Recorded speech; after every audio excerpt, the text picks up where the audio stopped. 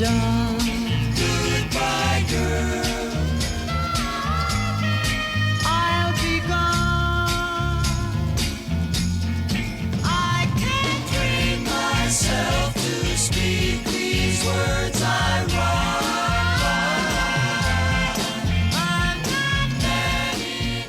Hey everybody, and welcome back to What the Hell Happened to Them. This season, Arnold is back. That's right, Arnold Schwarzenegger. I am your host, Patrick Skeyhill, and joining me on the line is a private dick, Joe Vekeman. Hey. And on the audio boards is Lev Van Rensselaer, reminding me to remind you that you can email the cast at whathappenedtothemcast@gmail.com. All right, Joe, what movie are we doing this week? We watched Robert Altman's The Long Goodbye. Why did we watch this? Why did we watch a real movie? Yeah. Well, we watched it because our guy wasn't in it very much. That's why. He is in it. He has two scenes. You saw two? I saw you one. You didn't clock the first one? No, oh, you'll have to point that out to me later. All right, Joe. What happens in The Long Goodbye? Philip Marlowe investigates a friend's alleged suicide, missing money, and murder in 1970s Los Angeles. Sounds already like a perfect movie. We've got an updated Raymond Chandler novel here, so I thought, all right, this could be a good time here. Now, Joe, you've seen this movie before. A few times. A few times. Do you own this one, or you just watch it for fun? I do own this. I watched it on Tubi. Thank you, Tubi, for just being you. We'll get this out of the way quick because the movie's obviously from 1973. You know how this movie's old, Joe?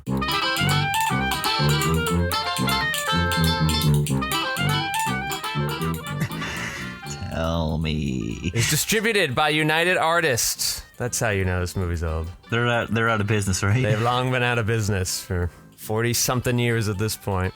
Although Damon and Affleck are trying to do some kind of rebrand of that. Of their own. They're just like, what other celebrities can we get together to form? Well, no, they have the thing where it's like they like to make sure that the percentage of the budget is equally distributed to the same model. Yes. Yeah. Okay. Maybe their production designers on their low indie films will get enough money. Why do you know this movie's old? People don't know what yoga is yet. People don't know about yoga.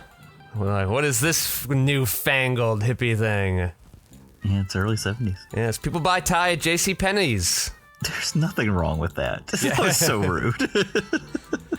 Ronald Reagan is governor. He's the governor of California, which is how let me know where this movie took place. Nice of them to drop that in there for me.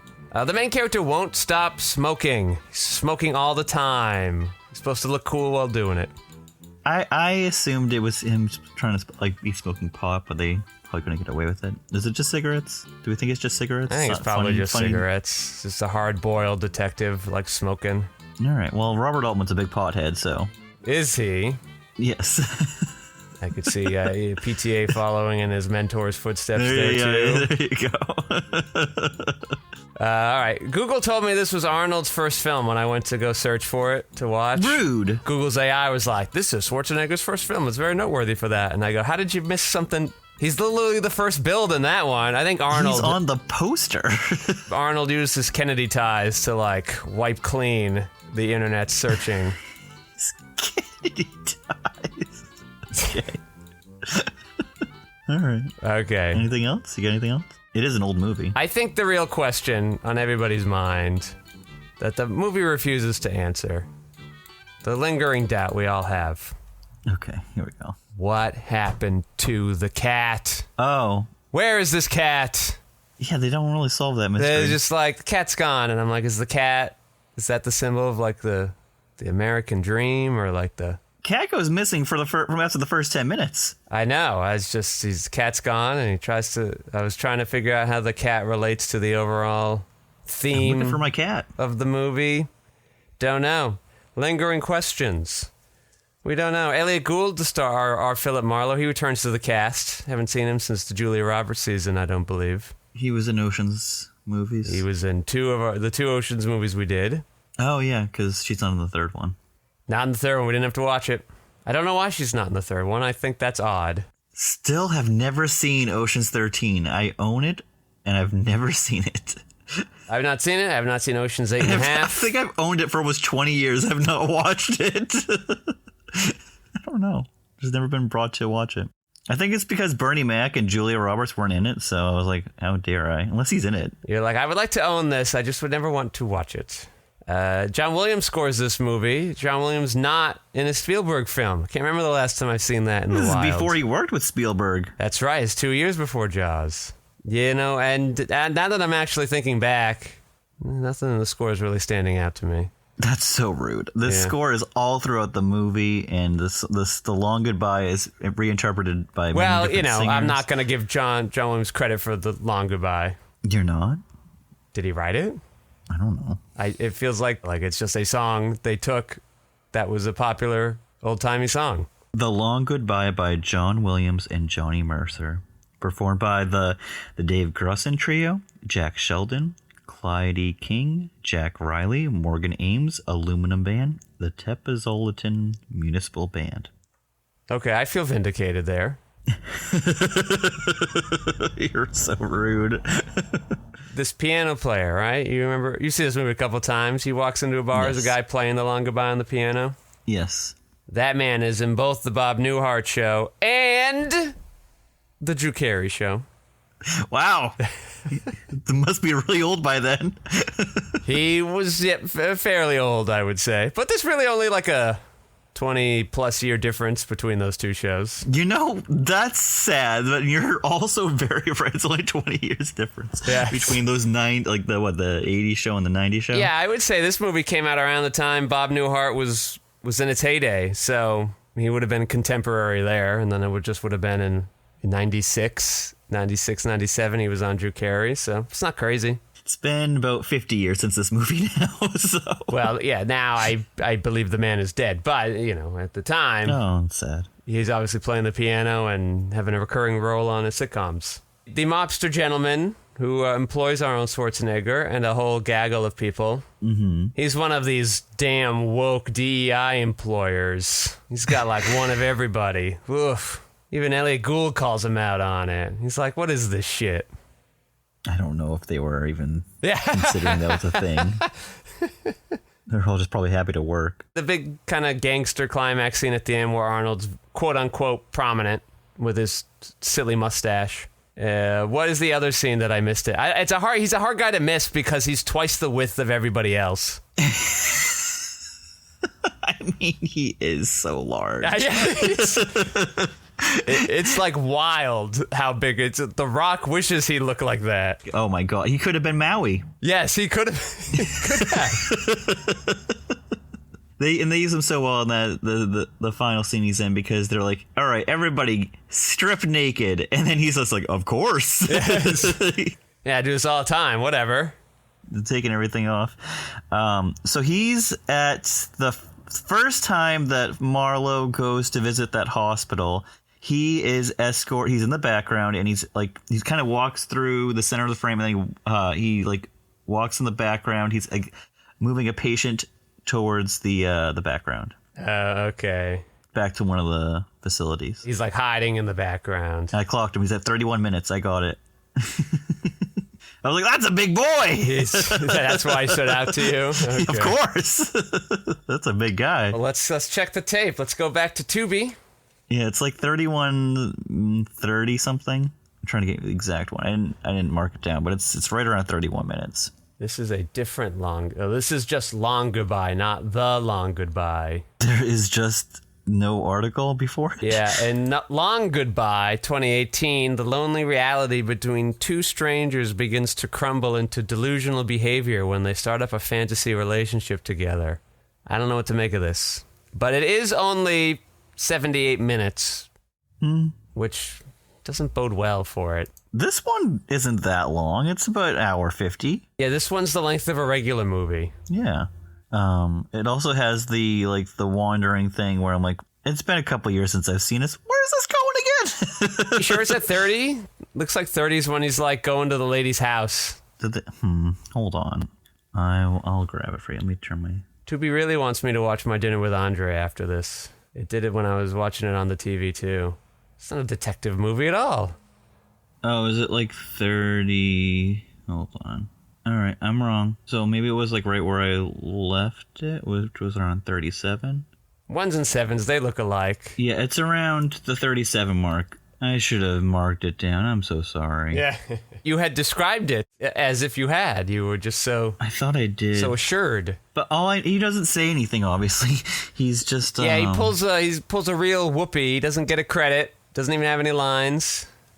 He's there, though, and you can't miss him once you see him. He's like Godzilla. Yeah, interestingly, like, if I weren't looking for Arnold Schwarzenegger... Like, it would have been like, who's this random new dude they added to the crew? He didn't even feel super necessary to the scene.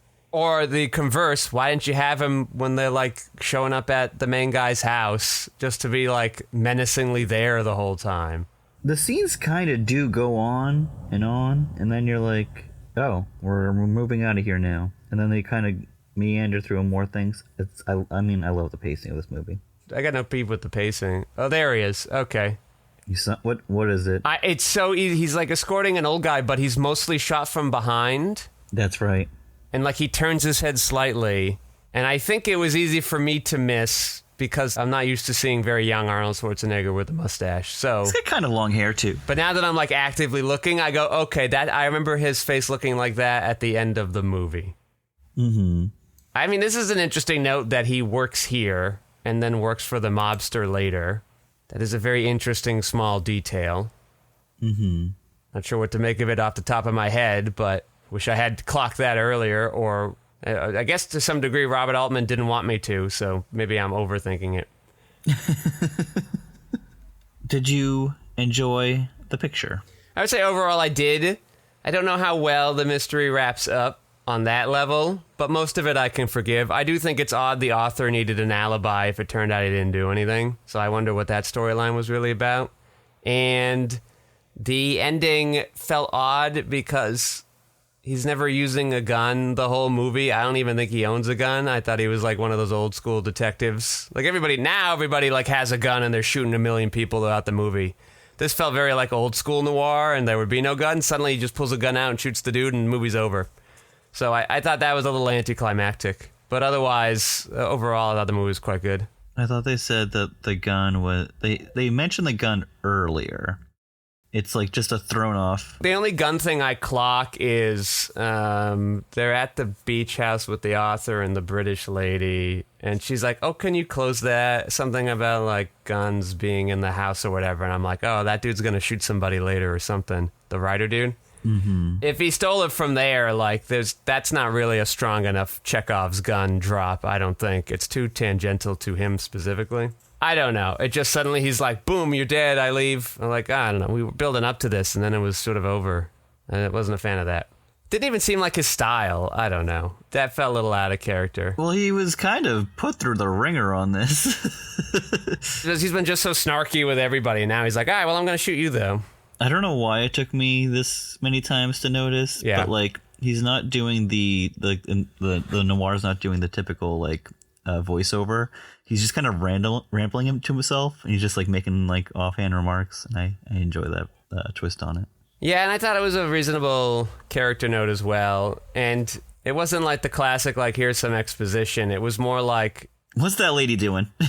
Yeah, it was like reasonable thoughts a person would have in their day-to-day life. Where am I going to find this Curry brand cat food? Precisely, yeah.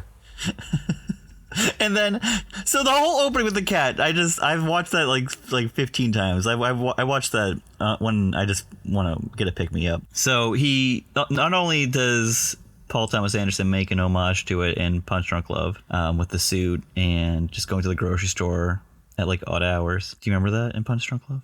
Punch Drunk Love, I remember. Okay. Mm-hmm. He buys a lot of pudding. Yes, he buys a lot of pudding. And then in this, the cat, he has to go to the store because the cat refuses to eat the food that he has at the house. Yeah. So then he is like, all right, fine. So he goes to the store. They don't have the brand of the cat food that the cat wants. So he's like, all right, I'll trick the cat. So he gets back home. He buys like a random cat food, and then he puts the new cat food in the old cat food container. Yeah. And he goes to say it, he's like opening it when he lets the cat back in the room, and the cat's like, this is not the brand that I like. And then the cat exits and never comes back. Sir, you insult us both when you play this trick. Very funny. Just like a kid, though. And the cat's like jumping on his shoulder at very specific time, and I go, this must have been a pain in the ass to direct. That's why he started in the beginning of the movie. Yeah, they're like, all right, we got to write the cat out of this. I'm tired of it. I can't do this anymore. And there were like dogs near the end too, and I go, that must have also been a pain in the ass because they seem to be very well choreographed. The dogs. I almost wonder if that was like accidental, like they just were shooting a shot of him, and there happened to be dogs in the background, and he's like, stay on the dog, zoom in. Yeah, there was a humping. Zoom in on the humping dogs. That's right.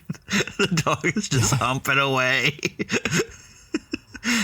I don't want to talk about what you don't want to talk about dogs. humping dogs? What do you got? You got a little trivia on this film? My well-versed friend in the movie. You got some background info for us? Well, I watched some special features yesterday. Well, give us the goods.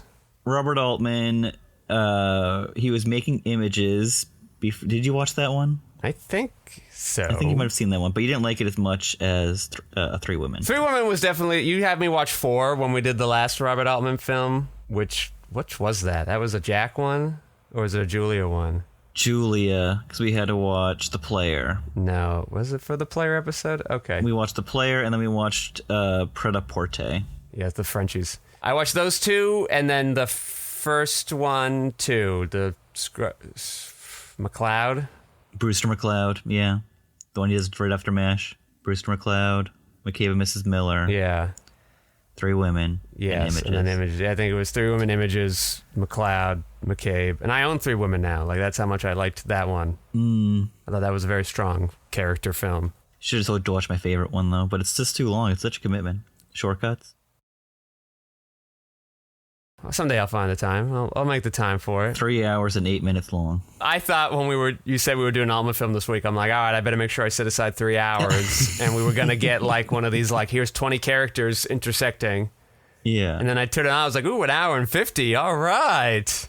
Yeah, no, it's perfect length. Well, he was making images, and then he was given this script from the studio, and they were like, hey, we want you to make this, and he's like, and they're like, and we want you to work with Elliot Gould, and he's like, Elliot Gould, all right, fine, I'll make it, because he didn't want to make it without Elliot Gould. He's like, all right, that's my guy. Ross's dad, all right, let's go. Well, he worked with him on MASH. Well, that would make sense, wouldn't it? That was one of his biggest hit, obviously, at that point. Mm-hmm. That's why he got to make all those weird fucking movies. We have Henry Gibson. He plays the doctor, Dr. Veringer. The little man, budget Gene Wilder. Interesting. So he's like one of his like rep players. He's been in so many things, like specifically Nashville, and I think he pops up in a few other later ones. Sterling Hayden. Yeah, maybe I should have like an Altman day of Shortcuts and Nashville and MASH. Like maybe I just like power through those. If you're gonna do those 3, let me give you one more. Yeah. Because those are top shelf. I think you probably need one more. Let's see. You think I could fit one more in my day aside from those 3? Well, one that I'd like to just like offset those. I really like, and I'm not saying it's. Oh, well, California Split's fun too. It's not. I'm not saying it's the best one. I'm not saying it's even a good one. I'm saying it's a treasure. It's called Cookie's Fortune. It's from 1999. It's very late. It's like way after he's had his like whole renaissance in the early 90s. And this is like, he's already made like 5 movies that didn't work. Yeah. In the 90s. Hate when that happens. But it's got a really fun cast, and I enjoy that one. So it's Cookie's Fortune. I would throw that one in there. And it's also short. It's not that long. Little palate cleanser at the end of the day. Yeah. Okay. Sorry to interrupt. Go on, Joe. Where was I? What were we talking about? Oh, Sterling Hayden. He's the writer, right? Roger Wade. Of this movie? Oh, no. Oh, sorry. Yes. Duh. The writer in the movie. In the movie. Also, does like Elliot Gould at one point has like relations with a woman? Is it this is what I was saying. There's too many blonde women, and I had face blindness at a certain point because they're all blonde, tan women. It was really throwing me off. Does he sleep with the writer's wife? No. No, it's another blonde woman then. Yeah, that one, she's easy to take apart because she's got an accent. So like, Okay. I can like put her over there in that category. You put her in the corner. I got a little box. I can be like, no, this is the British blonde lady. Yeah, so, okay, well, then that was confusing to me because, like I said, too many blonde women. Too many tanned, blonde, attractive women. I don't even remember him having relations. It's the 70s. When did that happen? Towards the beginning. It's after he goes to the facility. How does he meet her? She just shows up at his house or something? I think, isn't she like the real estate lawyer person? Where she knows someone? You know, now I'm confusing this movie and Inherent Vice. That's why I said watch it. Well, you know what is crazy? I actually ultimately did it because I had the same thought as I was watching The Long Goodbye. Yeah. I was like, I'm feeling Inherent Vice vibes here. And I go, well, that would make sense because of the relationship they have. But then I'm like, I can't be because I saw that movie 12 years ago and have barely thought about it since. There's no way. And then you were like, oh, it's kind of the same thing. And I was like, well, all right, I guess I will watch it then. It's a man wandering through L.A. trying to solve a mystery that he's kind of just pushed into. In the 70s, pseudo hippie and British lady is married to somebody, kicking off the plot. Uh-huh. Well, somebody comes to Elliot Gould, right, to kick the whole thing off in the first place? Yeah, that's his friend Terry Lennox. That's the guy he shoots at the end. Oh, okay. I'm confusing that too. Oh, okay. In Inherent So Vice, Owen it's Wilson the goes girl. missing. It's the Jesus Christ. Yeah, Jenna Malone is looking for Owen Wilson, her husband, and they were heroin addicts. This is where I can help you out. I've watched that movie like 15 times. Jenna Malone's the one who has the new teeth. Yeah, she's like, and then she's like, I can't ever forget. She like just goes like, she like touches them with her. She's like, look at these chompers. Look at these chompers. Look at these chompers. These new chompers. And then she definitely shows him a picture that we don't see of her baby, like all fucked up on heroin, like when he was born. I'm glad we don't see that, because Joaquin Phoenix's reaction is like, ah! Yeah, the joke obviously works better because his reaction is so cartoonish. Okay, here's what I'll say about Inherent Vice. Is it more comprehensible than the first time I watched it? Yes. Is it still comprehensible enough? Not to my liking. Rude. It's great. You gotta watch it like 10 times, then you'll get it. This isn't me saying, like, I need my movies to end with the type... I love my mystery movies that aren't about the mystery. I love, Burning and Twilight, not that one. La Ventura, obviously. But those movies aren't plot-based, and Inherent Vice is extremely plot-based, and it just felt like, really, the novel's just so vast. They just were like, good enough. Here's the bare bones you need. And I don't think it is very satisfying. And then I don't much care for its more scatological type of humor. It's just not my thing. That's a me thing, not a movie thing. So that's fine. The craft of the movie is good. I think the adaptation is somewhat a failure. That's a movie with narration, and that narration, I think, actually hinders the movie quite a lot. That's that thing adaptations do that annoys me. Like that Crawdads movie where it's like, we just love the writing so much, we have to find ways to put it in there. And I think... if you love the writing so much, just leave it as a book then. I don't know. If the writing is so intrinsic to enjoying the experience, probably just leave it as a book. It was fun to see Martin Short as a coke addict, right? Yeah, I thought like the casting I thought was all very strong. I thought everybody played their roles very well. There was another kooky casting for a not kooky character, but I thought was good. I can't. Josh Brolin. Nah, I mean, I remembered him. I basically, the scene that always lingered with me was him kicking the door down at the end and just being like, what is happening here? You got Benicio del Toro. Oh, yeah, that's the one. Oh, yeah, I thought he was pretty good as like a hippie lawyer guy. Mm-hmm. And I was like, oh, he's kind of like his same character in the other PTA movie that just came out. Yeah. It's just like the mentor guide for the confused stoner main character. Mm-hmm. Yeah, the boat thing I don't know. I didn't love the way everything kind of laid out there. And interestingly, the Owen Wilson story was the storyline I was the least interested in, and they spent the most time on it. Well, he's the whole main mystery. I guess it didn't feel like he was. It felt like the main mystery was whatever caused this girlfriend to go missing and the weird plot, the I don't know, conspiracy that the boyfriend was doing, and then that whole didn't seem to matter very much. Anyway, I'm not here to litigate Inherent Vice, which I'm sure most of my listeners, you all enjoy. But I'm now confusing it with The Long Goodbye, which is crazy because they don't even look alike. Like the inherent Well, this is what I wanted to say. So it triggered something in me when he was sleeping with that woman in The Long Goodbye, because Joaquin Phoenix sleeps with Reese Witherspoon's character, and they're wearing the exact same outfit. This is why I'm getting confused. Yeah. A little long, like... Well, whenever we get to the Reese Witherspoon series, we'll get to re-talk about Inherent Vice. Oh, hell yeah. Maybe a second, not decade-apart viewing of the movie will help me understand more what's happening. Or maybe I'll just, read the novel in anticipation of that episode. I'll reread it. I'll reread a book for the first time read since Inherent Vice. school. It's how expensive is that book? $9. I have to rebuy it because it was thrown out for some reason. Yeah, you threw out a book? What is this, Nazi Germany? No, I did not throw it out, my friend. I did not throw it out. Someone threw it out, and they were like, well, it's because there was... I'm not going to talk about it. Because in the movie adaptation of this, there were naked people? Yeah, well, I mean, that was right. It's a book. It's not even any pictures. This is my whole argument. I was like, these are words. What are we doing here? I think we've lost the plot. Ooh, I could get this Thomas Pynchon collection. Oh, it's could do that.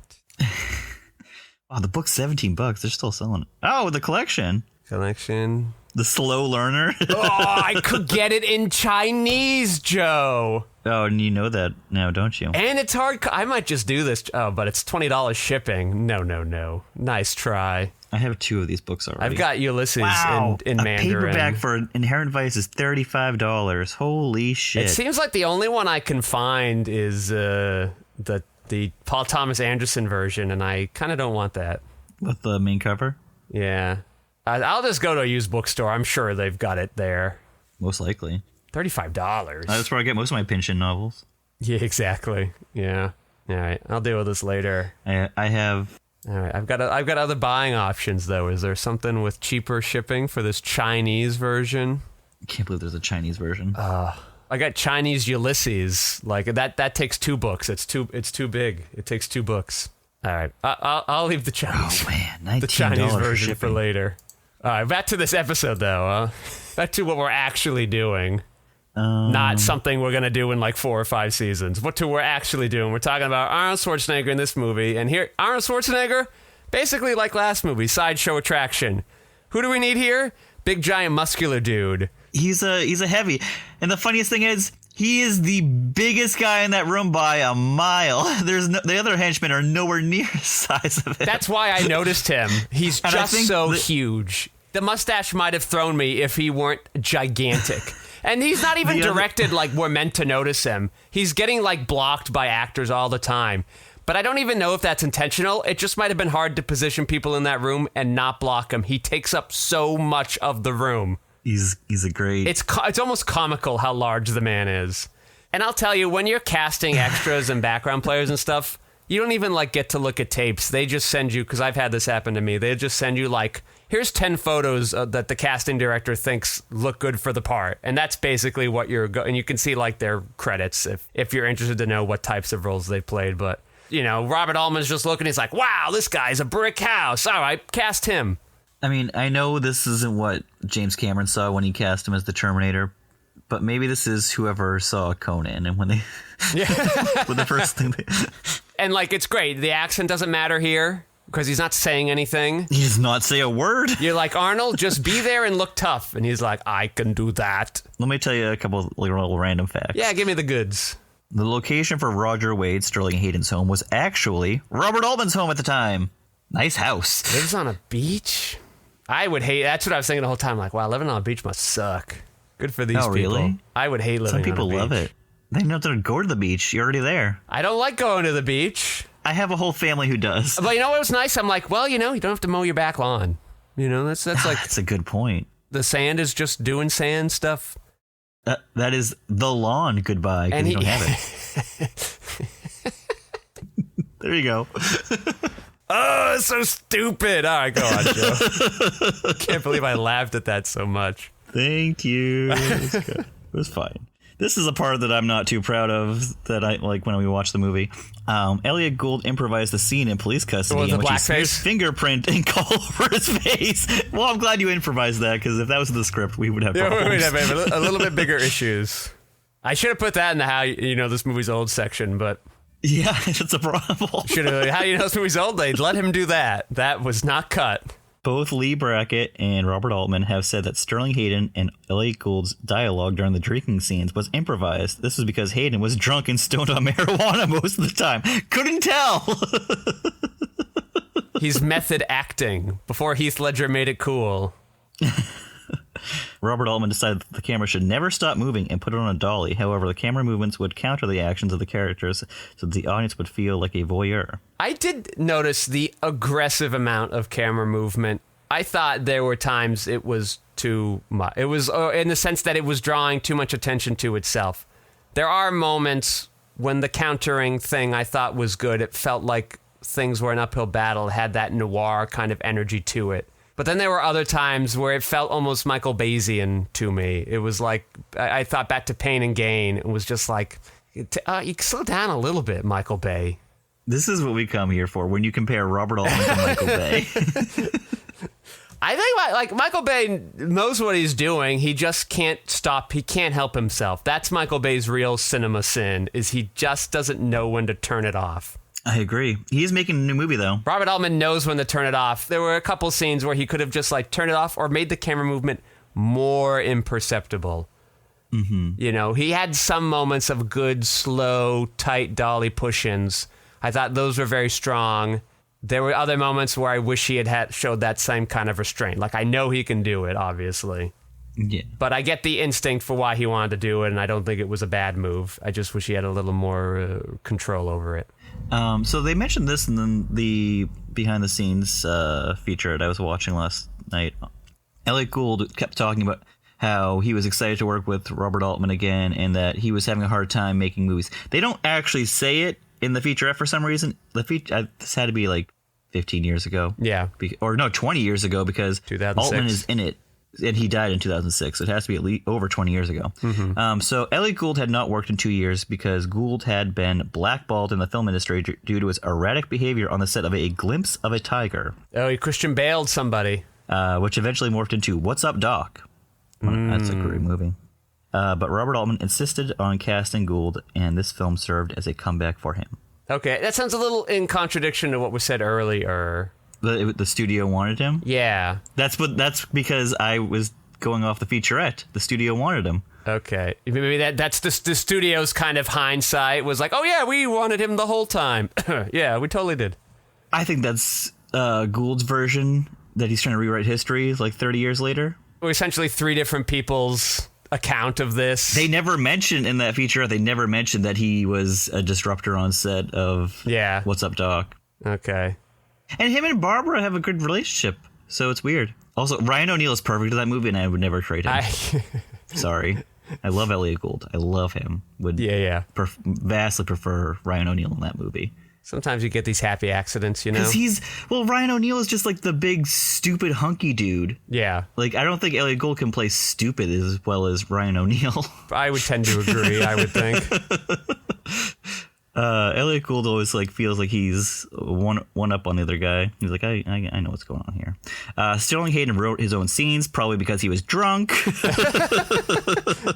Elliot Gould does smoke in every scene. I get his method. He's like, I'm playing a writer. I need to write the scenes. So Robert Altman did not read all of Raymond Chandler's novel, The Long Goodbye, prior to production. Instead, Altman... That is a bold choice. Instead, Altman preferred to consult Chandler's collection of letters and essays, Raymond Chandler Speaking. Copies of this book were given to cast and crew who revised to study it. Maybe that's why the ending of the movie feels just so abrupt. He never got there in the book. He just stopped reading? Yeah, he's like, stopped reading, and he's like, I'll just come up with something on the fly real quick. And it's like, you pull out a gun, you shoot him. We're done. I think maybe the book was just too long, and that's why in shortcuts he chose Raymond Carver's short stories.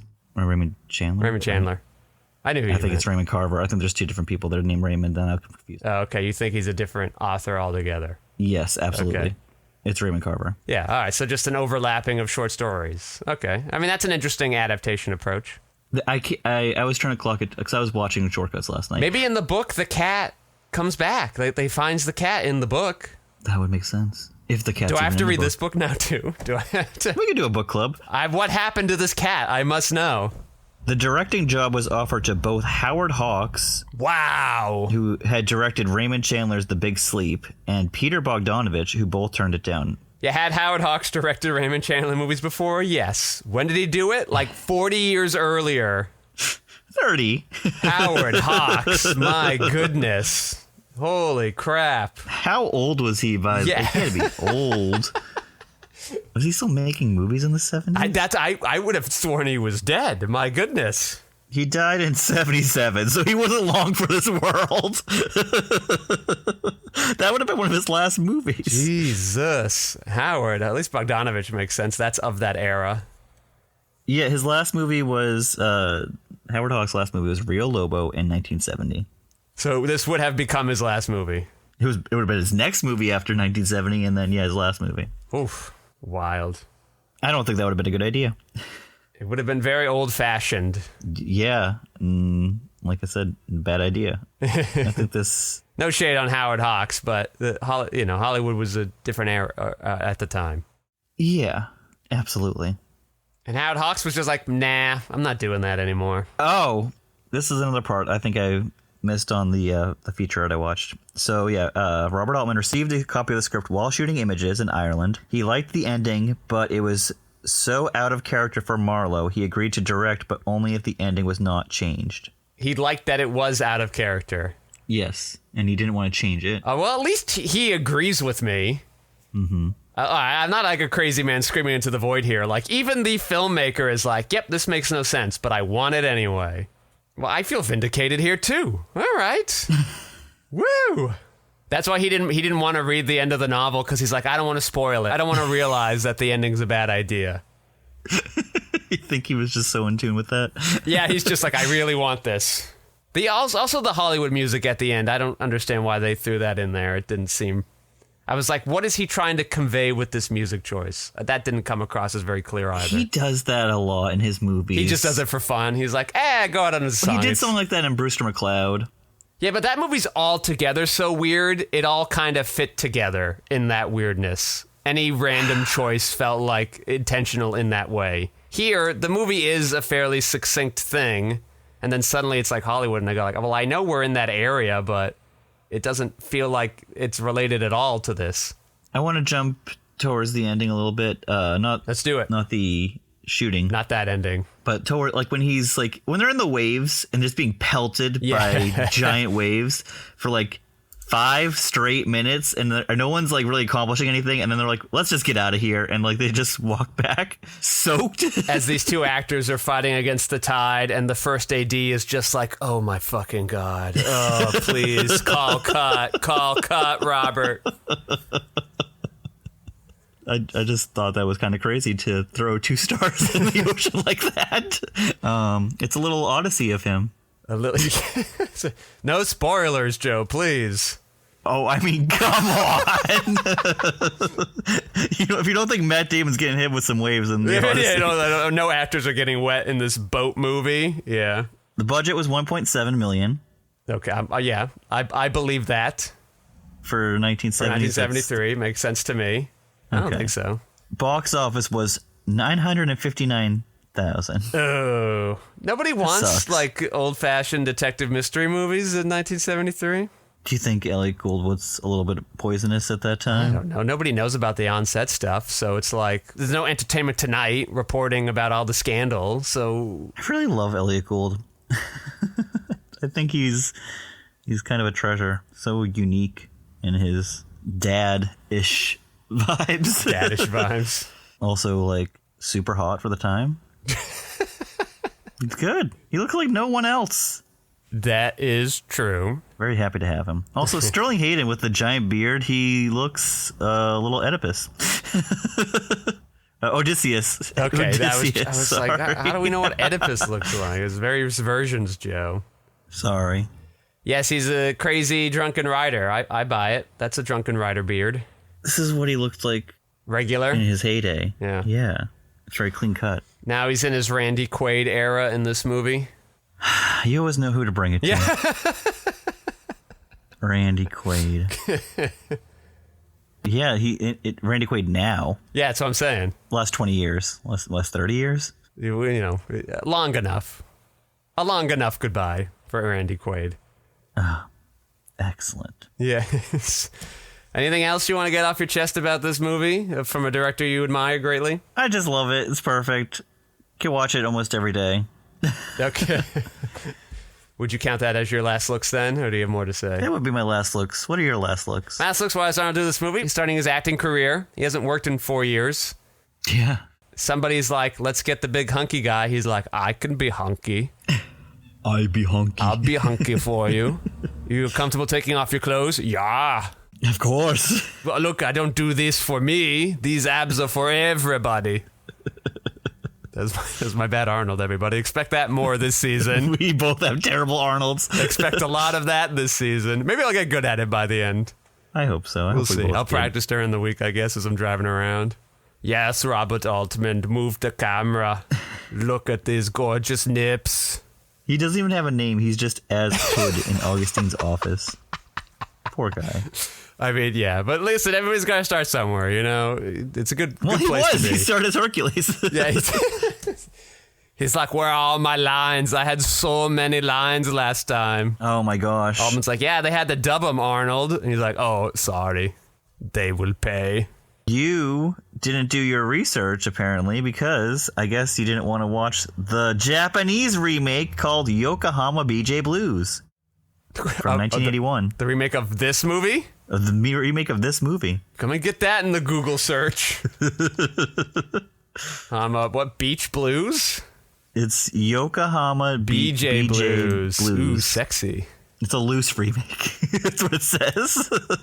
The story of a blues singer moonlighting as a private detective who was accused of a murder. This doesn't actually sound at all like the movie. Okay, hold up. It says it's a loose remake of The Long Goodbye while also incorporating elements of Luchino Visconti's Death in Venice and William Friedkin's Cruising. All right, it just sounds like a Japanese guy's a fan of Western noir films and wanted to make his own. I'm just reading you some facts. I don't like it. He just like took elements of all the movies he likes most. And yet, I might still watch this. It doesn't seem like it's easy to find, but I might do it anyway. Okay, so after the film's release, Gould said originally Bob and I had talked about doing a series, another Chandler Marlowe story every other year, all set in the present, but this never came to pass. Jump to, by 2019, Gould had asked Steven Soderbergh to direct the sequel. Do you think at 87, Elliot Gould could convince Steven Soderbergh to make this movie? Or do you think he could convince Hollywood to fund it? I mean, Steven Soderbergh will figure it out. Yeah, everybody's craving this Long Goodbye sequel, and they want an 87-year-old main protagonist. Like, let's go. He's still smoking pot. Still smoking pot. Solving crimes, being hot and old and sexy. All right, I think that'll wrap us up then. I'd like to thank Lev Emerensula for minding those audio boards and keeping us sound so slippery smooth. I'd like to thank my co-host Joe Vekeman for stopping by. Thank you for having me. And I am your host, Patrick Scale. You can find my features, documentaries, short films, video essays, animations, behind-the-scenes footage, and so much more at QuixoticUnited.com and social media, presumably with a similar sounding name. Thank you all for listening. Joe, say goodnight. Good night.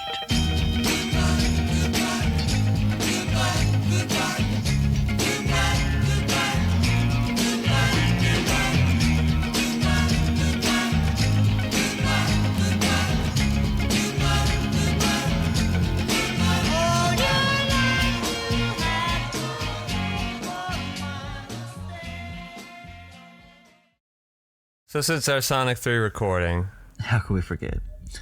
Andrew and I both been playing through the old Sonic games. Oh. Guest of that episode, Andrew. He started off hard. He got through Sonic 1 pretty quick. But now I've overtaken him, gotten through all the Sonic games. When do you have time to do this? Listen, what we did that like 3 months ago? Those games came out in 1992. They were meant to be played in one sitting. There's no passwords, so they're like an hour long if you know what you're doing. You play like a level at a time. Does it take you 5 minutes? I can 5 minutes a day. Rude. Just say that if you get through it, it's like an hour. I used to stay stuck on one level for about an hour because I was like, what is the purpose of this? Yeah, I was bad at the game too growing up. In fact, there were a level or two in Sonic 3, which I never really played much growing up, where I'm just like, I don't even know where to go. What do I do here? And I'm just like going back and forth for a while. I never made it past Zone 1. The last one, Sonic 3 Knuckles, it gets really big. You're like flying through space and beating up, you're dodging missiles and stuff. Like the stakes definitely, you feel them go higher. It was impressive. But then they also have a bunch of the old Game Gear games, and then you go and you play Sonic 1 on the Game Gear, and you're like, damn, this is quaint. After just playing Sonic 3 and Knuckles and like volleying through space and throwing rings around and dodging asteroids, now it's just like little dude on the beach just jumping on like the Game Gear could only have like one or two enemies on the screen at the time, or else it would overload. Sounds nice. The memory couldn't hold up. I got a box for my Sega game Echo, and they're bragging about like, behold the stunning graphics, all 8 megabytes of them, and so the Game Gear must have like nothing. When it has Sonic and the force field, it alternates frames between Sonic and the force field. It can't have them both at the same time, and it slows the game down because of it. So, very quaint, very fun. That sounds fun. It was like $23. It was a good investment. There's still like 11 other games for me to play, and I can still play those old games as other characters. There's a lot to do.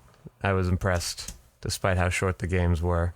Well, there's a lot to do, except for in the Game Gear where you only have to dodge one or two enemies at a time. One or two enemies at a time. But, like, there's a lot of levels in that game I got to do. I got 11 other. I got Sonic 2 on the Game Gear. Sonic Spinball, which looks worse than the Sega version, but whatever. Spinball? It's not like a pinball? It is a pinball game, yes. You are Sonic, and you're pinballing through 4 levels of Dr. Robotnik's evil pinball machine. On the Sega, it looks downright like Alien. Your aliens, it looks like that. And you're like, what the F is it? The Game Gear, it's a lot softened because they can't have as much detail. I don't think we appreciated how powerful the Sega Genesis was in its time. I had a Game Gear, and all I remember from it was my dad super gluing 2 giant battery packs on there. And then I had to always plug in a cord at the top so that the batteries would never die while I was playing it. Yeah, that Game Gear loved to eat batteries. Like, I bet I'll have spent, like, also an hour on the Sonic 1 Game Gear game when all is said and done, and I don't think you could get through a playthrough of it on the Game Gear. Damn. I don't think you could do it, because the batteries would just die. It takes 6 AA batteries, and you'd be lucky to get 45 minutes out of that. That's not cool. It's not cool, no. So it'll be nice to be able to actually finish the game. Yeah, the Switch 2, which is my handheld thing. Yeah. We're able to play like the Fortnite game on there, like while I'm on my couch while you can play Fortnite on Switch now. My goodness. Yeah, of course you can. Plays great too. That's what's crazy. I know. It's a computer game. Plays like the TV. Sometimes a little smoother. Yeah. Yeah, that's fun. Well. What you get on me having the time to play Sonic games from Sega? You watch 500 movies a year. You got 2 kids. What is this? Oh, my friend, I have not watched 500 movies in a year in a long time. Does not happen this year around? It has not happened in the past 2 years. Well, that makes sense. It's okay, though. I'm fine with it. I shouldn't have been watching that many in the first place. But that's what we do, Joe. That's how we stay relevant. Yeah, in the current but I mean, I could cap it at 4. You cap it at 400? Yeah, sure. Yeah.